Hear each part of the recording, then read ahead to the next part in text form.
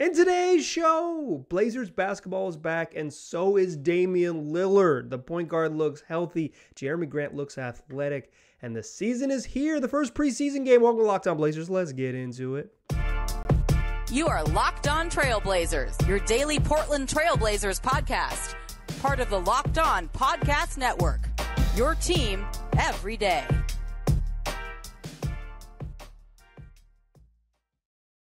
What up, world? It's your past first point guard and Trailblazers reporter, Mike Richmond, listening to another episode of Locked On Blazers, part of the Locked On Podcast Network, available wherever you get podcasts and also on YouTube. Thanks for making Locked On Blazers your first listen every single day, 5 days a week, free on all platforms, the only daily Trailblazers podcast. Make it a part of your daily routine. Make it your first listen every single day. It's Locked On Blazers, your team every day.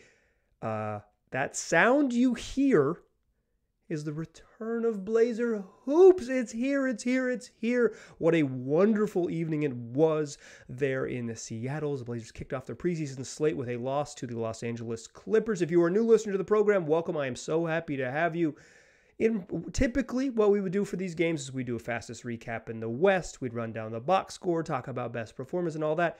It's preseason, no box score stuff. We're not looking at any box score until the games count. The Blazers lost this game. The things we're going to talk about is what we saw, not what happened in the numbers, because the numbers don't matter, y'all. They really don't. They really, really don't. But there's a lot of fun stuff to talk about. Damian Lillard looks like Damian Lillard. Jerami Grant just jumped out of the gym, jumps off the page, all of those things. I got thoughts on Josh Hart and Anfernee Simons. Keon Johnson got a couple exclamation points in my notebook. And Shaedon Sharpe made his debut quietly. We'll talk about all of that in today's show. But let's start with Damian Lillard. He's back. Listen, this could have been a louder "he's back," more emphatic. I could have really, really peaked in these audio levels. But one, I respect your eardrums. And two, Dame missed some shots he can make early in this game, right? Missed a deep three he could have made. He came off.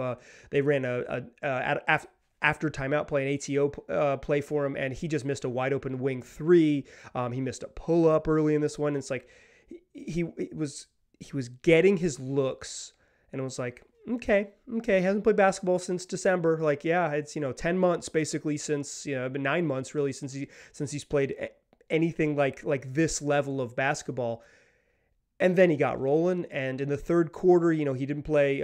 Left with about 3 minutes left in the third quarter, and that was at the end of his night. But like, he looked good.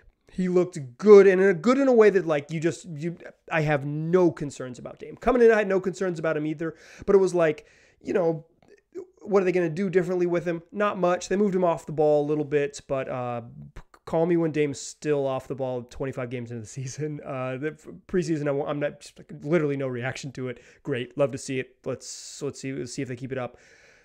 But it's like, he's one of the best shooters in the history of the sport. I wasn't really worried about his jumper eventually falling, but the burst was there. And in the third quarter, he had a couple moves where it's just like, oh, yeah, that's Dame. I know that dude. No concerns. No concerns over Mr. Lillard. Like, just, he's back. Blazer basketball was back. And he's like, this was a celebration of Kawhi Leonard returning for, the NBA account is tweeting out, Kawhi Leonard's back. Who's back? Also back? Damian Lillard back too.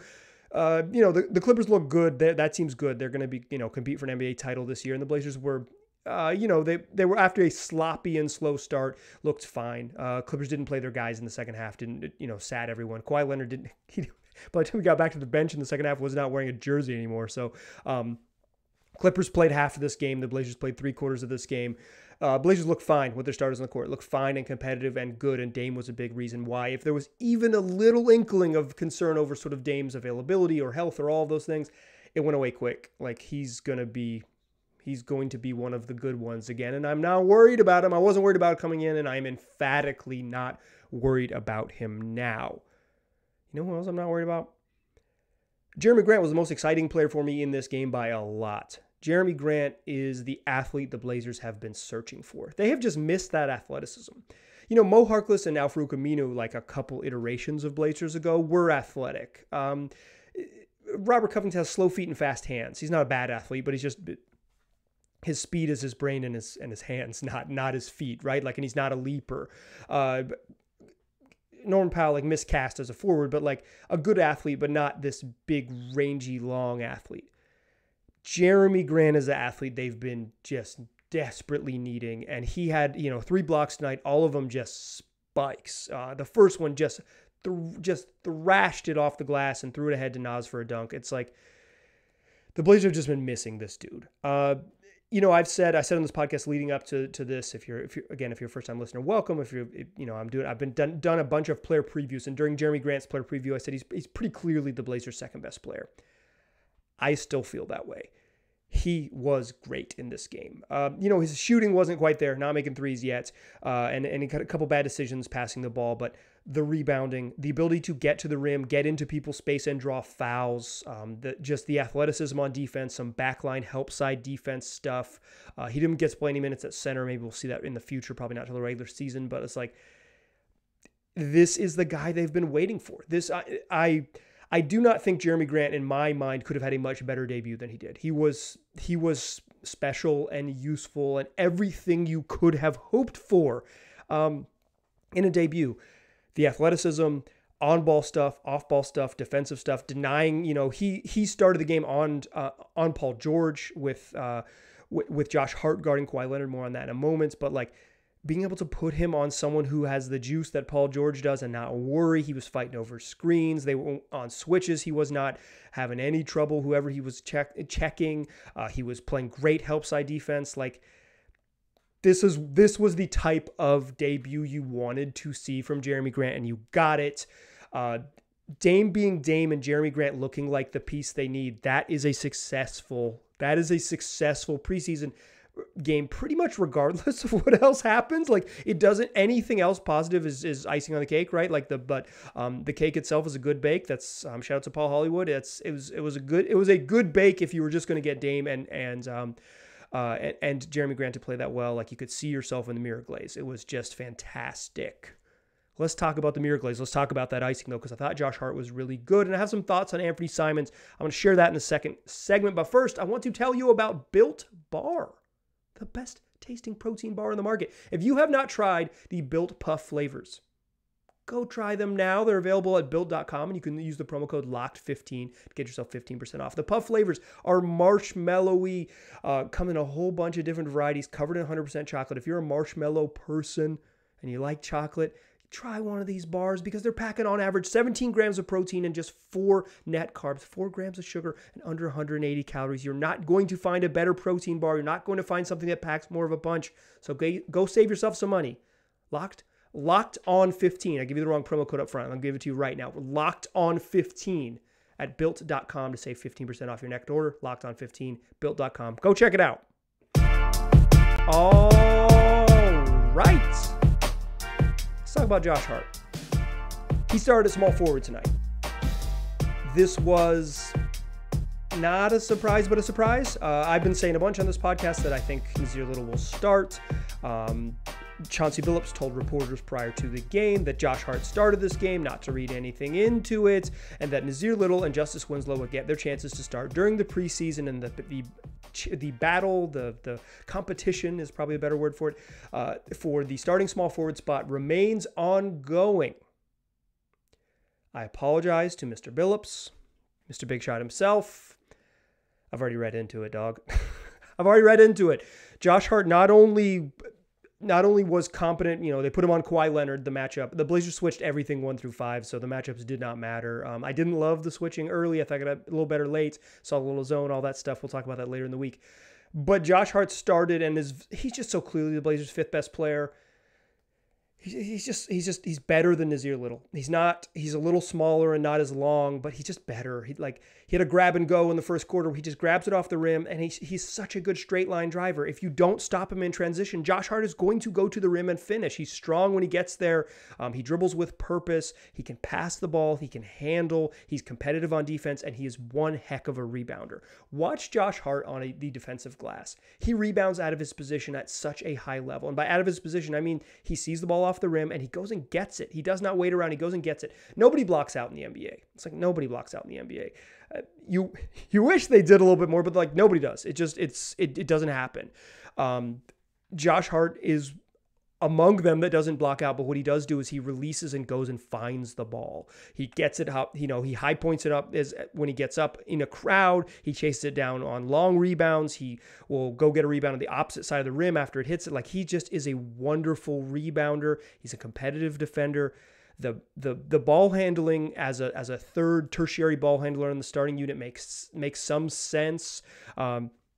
One thing they did in this game was they took Ant out early and then brought him back at the end of the first quarter. Dame only played the first 9 minutes, and Hart was off the floor at the end. So instead of having Hart be that backup point guard, it was Simons. I think that makes sense. You give Simons full control of the second unit.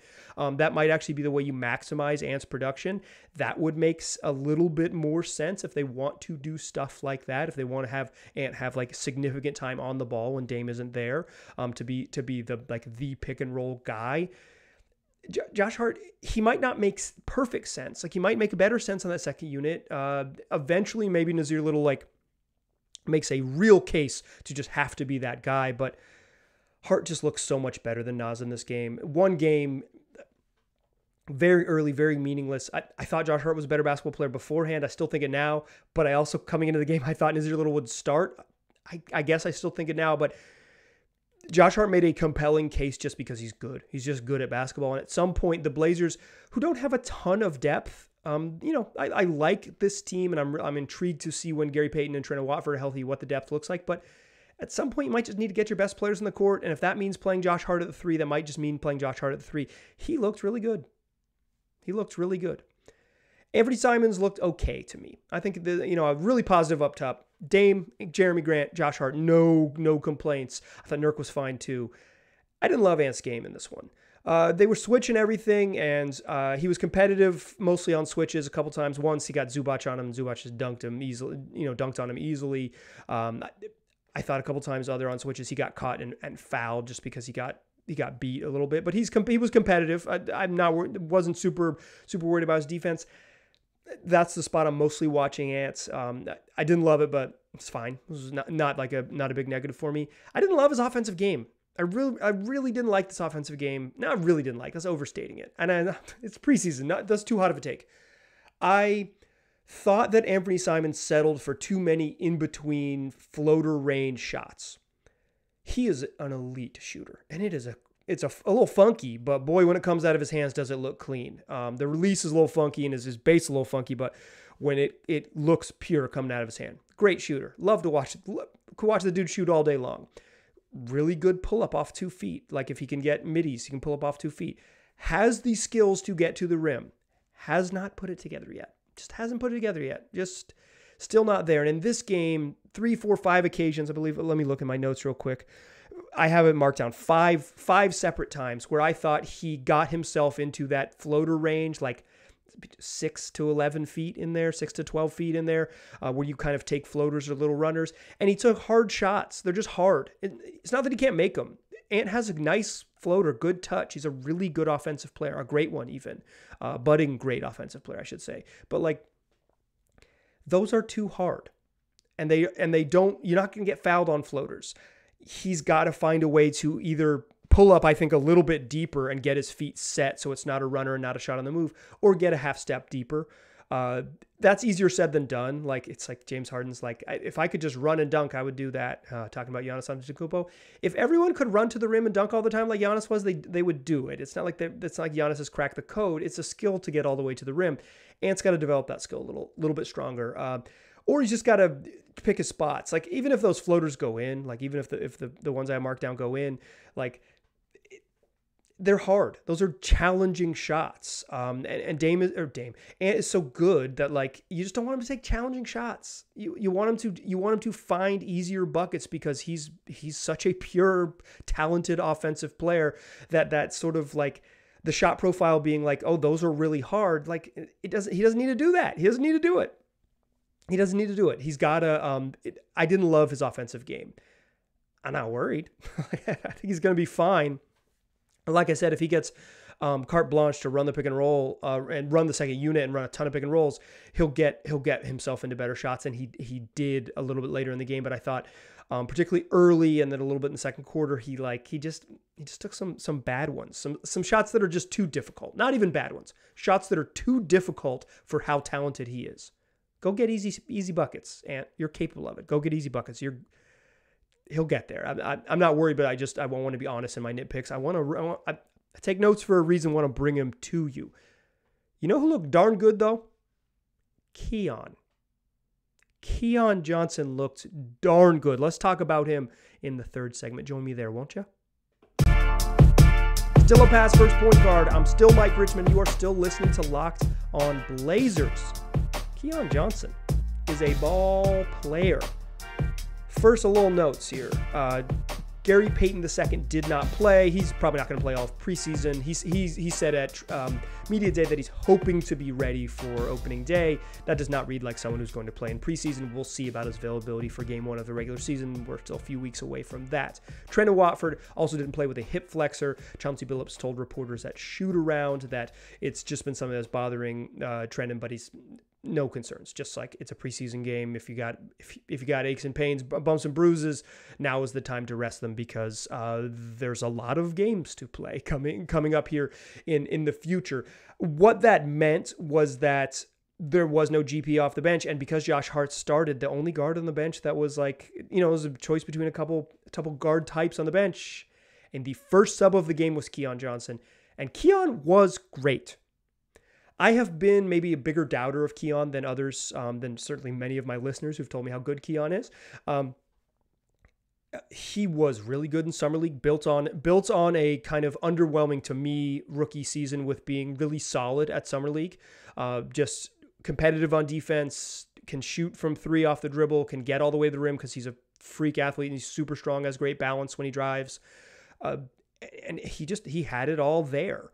This was a really good Keon game. Like he made some good decisions on the move, which his decision making left a lot to be desired last year. And I thought mostly he made really good decisions. His athleticism was there, getting all the way to the cup. His finishing around the rim is really good. He hit a nice little wing three. Like he's still competitive and on defense. Like Keon can play. One of the concerns for me, though, is that I don't see how Keon plays if the team is whole. Like if GP is healthy, if Gary Payton II is healthy, that's Keon's minutes. Like that's where they are. I do think there's a situation where they just go small because, like, again, you just want your good players on the court. And like Keon comes in and plays as the 10th guy and they just have a super small second unit or something like a smaller second unit because they're also going to be small at other times. But it's nice to know if Keon doesn't play, and I think it's very reasonable that Keon doesn't play just because of the way the roster is constructed, is that he can contribute. If GP does miss time, or if you do need, foul trouble or whatever it might be, Keon Johnson looks like a dude who can contribute in the NBA. He looks like a guy who can play against, other NBA players and go get his stuff. He didn't always look like that last year. He looks like that now. He took big strides. The athleticism that was mostly like noteworthy because he's athletic, but never really was less functional because he just couldn't get himself into like quality 2-point looks last year was there in this game. Off the dribble, getting to the rim, had a great back cut along the baseline where it's just like a random cut. He read the defense and had a nice random cut to get free after kind of a broken play and made a great layup, a reverse layup with his right hand. Like, dude just looked good. He looked good. Like I said, I don't see him a path to real significant playing time this year. He could play a little bit, but significant playing time this year. But he looks like a dude who can contribute in the NBA, and the Blazers, a team that doesn't have a ton of depth, having more parts you can count on, having more guys you can count on is just a wonderful luxury. And so if Keon is a guy you can count on but doesn't play when the team is fully healthy, that's just a nice luxury to have. Like Keon's taken big strides. I thought game one in the preseason was another really nice game from Keon. I was impressed with him. Notably, though, Keon played and Shaedon Sharpe didn't. The Blazers' first subs, Keon, Nazir Little, Drew Eubanks, Justice Winslow. That was like kind of in the real run of play that they played nine dudes. Shaedon Sharpe came in and was the 10th guy. They actually ran an ATO for him coming out of a timeout. He got at the top of the key, looked like they were going to run a pick and roll for him, and he lost the ball out of bounds, and he basically did not touch it again after that in the half. He went almost 9 full minutes without recording a statistic, a counting stat. No box score stuff, but he went 9 full minutes without recording a counting stat. I got to do box score stuff. I backed my way into it. He grabbed a rebound late in the fourth quarter, and he also missed a shot attempt. He had a highlight where he blocked a shot late in the fourth quarter, but this game was notable for Keon not being part of the rotation when Chauncey didn't have his full complement. But he showed us, if this was a real game, here's who I would play. And off the bench, it was Keon, Nas, Justice, and Drew. Those are the guys who are clearly ahead of Shaedon Sharpe in the rotation. Believe folks when they tell you. Chauncey Billups told you everything you need to know about Shaedon Sharpe's early playing time. It doesn't exist. It does not exist when the regular season starts. He is going to have to earn it. The whispers out of camp is Shaedon Sharpe is good and he needs some reps, some seasoning, some time. Yes, that's what, like, I don't even think like we saw him look like, bad, right? He just like he didn't get very many touches. He just wasn't he was not part of the plan tonight. Believe it when they show you. Chauncey Billups is telling you all you need to know. Shaedon Sharpe is not going to play when the regular season starts early. He can earn his way there. He could have one heck of a second half of his rookie campaign, but right now he is on the outside of the rotation looking in. And quite frankly, I think that's fine. Like I've said a bunch, I do not think at 19 he needs to play for him to have a good career. Everything we've heard about him is that he's good, supremely talented, incredible athleticism, all of these things. If you've read closely, Billups and Damian Lillard have both kind of had some caveats talking about him. Here's what he needs to do. Damian Lillard said, like, whenever he's ready, February or next year at Media Day. That's an indicator right there. It's like, that is not someone who people are touting to play in October and November. He's a project. He might be one heck of a project, one super, super, super, super talented project. And, and he might end up at the end of the year working his way right into the rotation. But early on, he is not there. The young guy to be excited about playing is Keon. Shaedon just more than like, I don't think he looked bad. Again, let me say that. Like, I just think he didn't know where, he didn't have a place to fit in the regular rotation. And like, and coaches are competitive. They want guys they can trust, want guys who can take a step. Keon Johnson was basically out of the rotation last year until the team was like actively bad. He's taken a big step. He looks like a guy who's right on the fringe of the rotation. It's kind of just a normal development track. Sharpe is on something similar. Obviously, 7th overall pick versus the 21st overall pick, all of those things, like highly touted, all those things. But yeah, I mean, it's just like he's out of the rotation right now, and you want to see him just do more in game number 2. The highlight block he had was, it was actually blocked by Olivier Sarr. The Clippers get it back and they drive, and Sharpe read the drive early, was there waiting for it, and got up above the rim to swat one cleanly with his right hand. Like, yeah, that's it, right? Like, he has some instincts. He has freakish athletic ability. And then, like, you saw the rest of his play, and it just doesn't always click for him. He had a putback dunk after the buzzer, just kind of like casually grabbing a long missed shot from Greg Brown and windmill dunking it home. And it's like, yeah, this kid's got it. It's just like having some skills and being able to them translate to like games in the league is a little bit different. I don't think he's there yet, and I think it's okay. That's what I saw in preseason game number 1. Preseason game number 2, tomorrow night in Portland. Oh, let me say this too. Bad job, everyone involved. This game was available. If you are a League Pass subscriber, this game was available to watch in Portland on League Pass. No one at the Blazers knew that. That's a failing by the league. I do not blame the Blazers or Root Sports for that one. The league needs to say, hey, we're going to put this one on League Pass. No blackouts in Portland. We all could have, like, many of you are League Pass subscribers. You could have watched this. It could have been no problem. Wouldn't have clowned Root Sports in the previous episode. What the hell? I literally had a conversation with someone who works for the Trailblazers and was like, what's the deal with the broadcast? That person had no idea the game was going to be available on League Pass locally, and it was. What the heck? What the heck? What the heck? I watched it on League Pass at my house here in Portland. And so stupid, so silly. I'm not going to watch tomorrow night's game on League Pass, though. I'm going to be in the arena. I'm really excited to see this team in person. I will bring you a show after that when the Blazers play the Jazz in Portland on Tuesday night. That one should be a ton of it'll be fun for me. I'm excited to see NBA basketball in person. I had a ton of fun. I thought the first half of Blazers-Clippers with the Clippers were really good and Blazers played them well. It's a really fun basketball game. I had fun watching the NBA. It is a great feeling. I'm holding tightly to my joy. I hope you are doing the same. I can't wait to do it again tomorrow. The season is here. Dame's back. Jerami Grant looks good. Josh Hart's balling. Anfernee Simons is going to fix his shot profile. We're doing it. We're here. Tell your friends about this podcast. It's available wherever they get podcasts. It's also on YouTube. Make your second listen of the day Locked On Fantasy Basketball. Josh Lloyd's killing it. Make sure you do not miss our season previews, Locked On NBA. It's going to be on the Locked On NBA feed, wherever you get podcasts, or on YouTube, however you're listening to the show right now. Search Locked On NBA and check it out. We are previewing every team in the league. Locked On can do this like no one else can. We have a daily podcast covering every single team in the league, and we'll have previews with those local folks, local media folks in every market in the league, talking about the team, getting you prepped for the season. Do not miss those in the Locked On NBA feed. Make sure you subscribe. Come back to tomorrow's show. I appreciate you listening. I'll talk to you soon.